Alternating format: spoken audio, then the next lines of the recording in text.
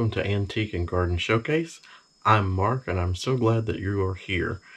And in fact, I am very sorry for the delay that I've had in getting videos out. It's been about a month since we've put anything out, and it's been a crazy month. So, I started out about 5 weeks ago. I broke a rib, which was a horrible situation. Then we had a water line break here at the house, and they thought they were going to dig up half the front yard. And then I decided to go back to school. I am actually going back to be a certified appraiser, so I wanted to kind of up the game with antiques a little bit. And my background is actually in teaching in the arts. I'm a music education teacher by trade, but this is something that I've always wanted to do. So it's an opportunity to kind of do something new. And then, on top of that, we've had some wild winter weather. In fact, we've had 3 winter storms here within a 1-week period.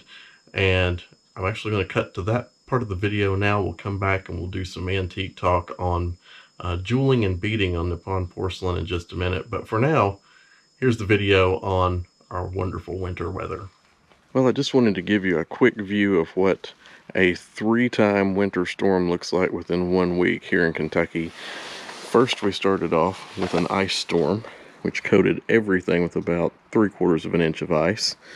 Then we had sleet on top of that on the second storm, and then last night we got about 5 inches of snow on top of the ice storm and the sleet storm. So as you can see, everything is pretty much covered around here. This is the back garden, and then the hillside garden. If you look down into the lower backyard, you can see there's a few limbs and things down there. We actually lost power on 3 separate occasions. We've been 24 hours total without power. One storm was 7 hours, one was 5.5, and the other one was 12 hours without power. Kind of scraped off a little bit of snow today. I mean, you can see that it's really thick here on the sides and everything. We're kind of waiting for it to melt. This is all ice still underfoot here. We ran a generator for one night, and there's the spot where it sat. It's the only spot on the driveway that's actually clear. On top of the car, I removed about 4. There were chunks of ice about 2 inches thick all the way across the top of the car. It came off in about 4 big sheets yesterday. So I removed all that and finally got the car cleaned off. And as you can see, looking around this way, there's about how much snowfall we had. That's roughly it's between 4 and 5 inches in most places. So pretty rough looking snowstorm we had here in central Kentucky. Got somebody going down the street right now with a snow plow, looks like, to clean someone out. You see around front the trees are looking a little droopy right now from all the ice, but the magnolias may lose their leaves, but other than that, I think everything will be okay. Just a little view of the outside and what 3 winter storms back to back look like here in Kentucky. So what is jeweling with Nippon Porcelain?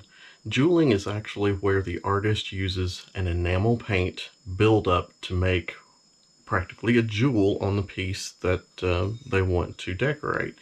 For instance, on this piece, the outer band has jeweling on it. I'm going to try to get this close to the camera so you can see. These little jewels are all around the outside band of this piece. Alright. Jeweling can be round, but it can also take on different shapes as well, such as in this plate. And this plate, let me get it up as close as I can to the camera. I'm trying to watch the monitor here to see. Some of the jewels are kind of shaped to fit the pattern in the plate. Others are round, so kind of pull that around there where you can see that a little bit better up close. All right. Beading or jeweling is also used on this face on the sides, and as you can see, it kind of emphasizes just the edge of that vase. But then if you go up here, you pick up the flower, and they kind of shape that jeweling to that flower on the vase, where it's not as round, it's more of the petal shape. Jeweling's also used on this chocolate cup. As you can see, that outer band, as I rotate it, there are jewels all around that outer band. It kind of gives it a dimensional look to that edge. But what is beading? Beading is a little bit different approach. It's basically sort of the same thing, but it's more of a repetitious pattern. And if we look at this little trinket box, this trinket box is a perfect example of beading, because the beads are in a repetitious pattern all the way around the top of that, and actually on the sides as well.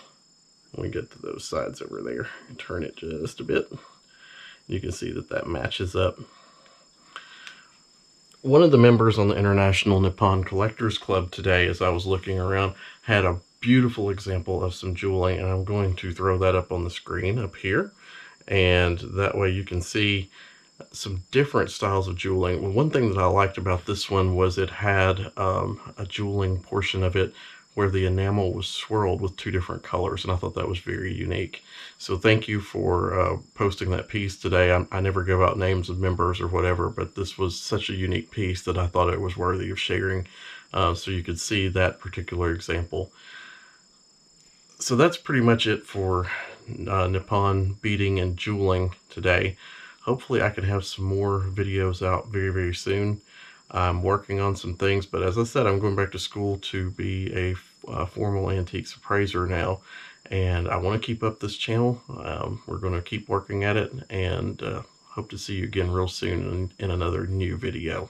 Thanks for watching, and come back and look at Antiques and Garden Showcase periodically, because we are going to have new things.